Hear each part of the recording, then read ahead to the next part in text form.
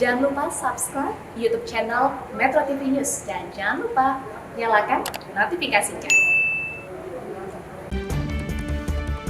Dalam beberapa hari terakhir atau dalam satu pekan terakhir, ribuan orang berkumpul pada beberapa gelaran acara dan melanggar protokol kesehatan COVID-19.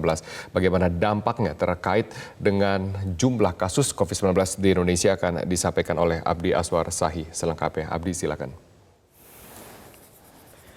Baik, terima kasih Robert. Pemirsa, dalam sepekan terakhir ribuan orang berkumpul pada beberapa gelaran acara dan melanggar aturan protokol kesehatan COVID-19.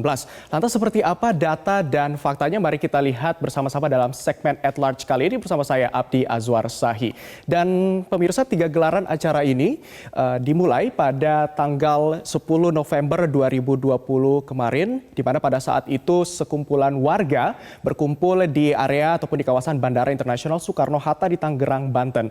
Warga yang berkumpul di sana pada saat itu akan menjemput kedatangan Rizik Syihab pada saat itu yang tiba di Terminal 3 Bandara Internasional Soekarno-Hatta di Tangerang, Banten. Nampak warga yang berkerumun di sana ini tidak dapat menerapkan protokol kesehatan diantaranya dengan menjaga jarak karena bertumpah ruah ataupun saking banyaknya warga yang memadati kawasan di Bandara Internasional Soekarno-Hatta pada saat tanggal 10 November lalu. Kemudian kita lihat acara yang kedua ini terjadi di tanggal 13 November 2020 pada saat acara Maulid Nabi di kawasan Tebet di Jakarta Selatan. Pada saat itu juga terjadi pelanggaran protokol kesehatan, warga berkumpul dan mengabaikan untuk menjaga jarak. Kemudian acara yang ketiga adalah pada saat pernikahan di kawasan Petamburan.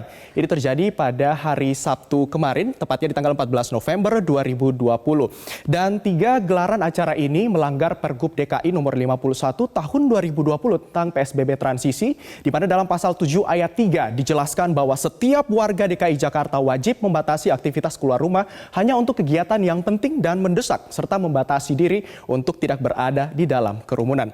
Selanjutnya kita lihat dari 3 acara tadi yang menimbulkan banyaknya kerumunan orang, dampak yang ditimbulkan kepada masyarakat yang pertama adalah khususnya kerumunan warga di area bandara pada tanggal 10 November 2020 yang lalu tercatat ada sebanyak 5.951 calon penumpang pesawat yang terdampak.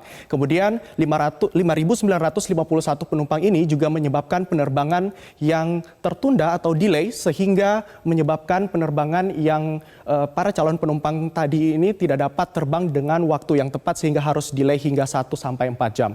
Kemudian kerusakan fasilitas bandara ini juga dicatat oleh pihak Otoritas Bandara Internasional Soekarno-Hatta, tepatnya di Terminal 3 tercatat ada kerusakan beberapa fasilitas diantaranya kursi di area luar Terminal 3 yang juga rusak, kemudian area pertamanan ataupun area taman di kawasan Terminal 3 ini rusak karena massa yang tumpah ruah pada saat itu.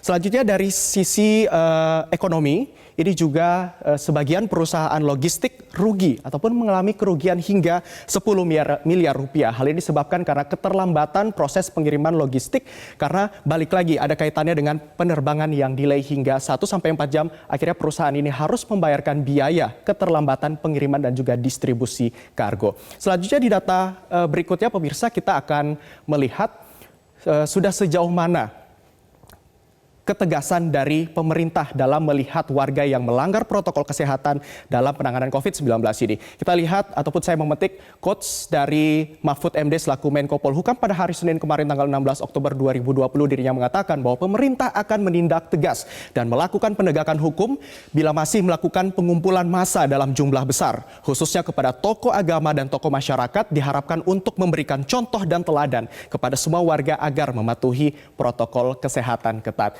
Pemerintah sudah memberikan penegasan sehingga dari pelanggaran yang ditimbulkan tadi ini juga sudah diberikan sanksi. Di data berikutnya kita lihat ini ada keterangan dari Kepala Satpol PP DKI Jakarta dari Arifin mengatakan pada hari Minggu kemarin penegakan protokol COVID-19 itu berlaku untuk semua. Tidak ada pengecualian, sanksinya ada sebagaimana diatur di protokol COVID-19, ada denda maksimal 50 juta rupiah. Di mana hal ini juga sudah diatur dalam Pergub DKI nomor 79 tahun 2020 tentang penerapan disiplin dan penegakan protokol kesehatan. Lantas pemirsa, apakah denda 50 juta rupiah ini sebanding dengan biaya perawatan yang berpotensi ditimbulkan dari klaster baru penularan COVID-19 dari perkumpulan warga yang sudah saya jelaskan di 3 tempat tadi? Nah, ini kita lihat denda 50 juta dengan dibandingkan biaya pengobatan pasien COVID-19 ini juga sempat diunggah oleh salah satu pasien di Twitter. Pada saat itu akun Twitter @okiisok. Dia mengunggah biaya perawatan COVID-19 di salah satu rumah sakit. Ini total tagihannya mencapai hampir 300 juta rupiah. Pada saat itu perawatan COVID-19 ini 57 hari. Nah pemirsa, mengapa biaya perawatan pasien COVID ini cukup mahal? Berdasarkan data dari Ketua Satgas COVID-19 Ikatan Dokter Indonesia, Zubair Jurban, yang mengatakan ada beberapa hal yang menyebabkan penanganan pasien COVID-19 ini membutuhkan biaya yang tidak sedikit. Di antaranya adalah biaya peralatan medis, kemudian masa karantina dan biaya obat, biaya pelayanan ruangan, hingga pengadaan APD bagi para tim medis. Sehingga jika kita bandingkan dengan denda 50 juta tadi, ini biayanya juga cukup banyak bagi pasien COVID yang berpotensi tertular dari klaster perkumpulan warga tersebut. Kemudian di data selanjutnya kita akan melihat lantas sudah sejauh mana aturan dalam PSBB transisi DKI Jakarta yang sudah diterapkan hingga saat ini. Kita mengacu pada Pergub DKI nomor 101 tahun 2020 tentang perubahan atas Pergub nomor 79 tahun 2020. Adapun beberapa tempat yang dapat kembali beraktivitas dalam masa PSBB transisi ini, namun kapasitasnya ini dibatasi pemirsa. Sekali lagi, kapasitasnya dibatasi, ada yang berkapasitas hanya 25% dan juga ada kapasitas 50%. Kita lihat dulu di kapasitas 25% yang pertama ini adalah taman rekreasi atau pariwisata. Kemudian tempat yang kedua adalah pusat kebugaran. Ketiga, aktivitas indoor dengan pengaturan tempat duduk secara ketat dan juga tempat wisata tirta atau tempat wisata air khususnya di area alam terbuka. Kemudian untuk kapasitas 50% kita akan lihat ada beberapa tempat yang juga dibatasi oleh Pemprov DKI Jakarta.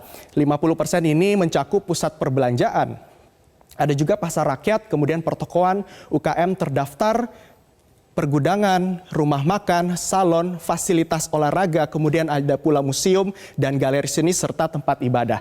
Dan tentunya pemirsa, dari kapasitas masing-masing antara 25 dan juga 50% ini juga jam operasionalnya juga turut dibatasi, sehingga Anda perlu memperhatikan dari jam operasional dan juga turut serta mendukung dari aturan kapasitas 25% dan juga 50% dari masing-masing yang sudah diatur.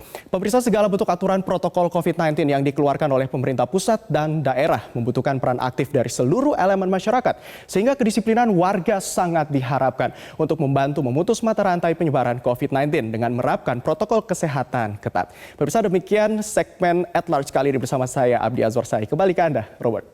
Baik, terima kasih Abdi Aswar atas informasi Anda.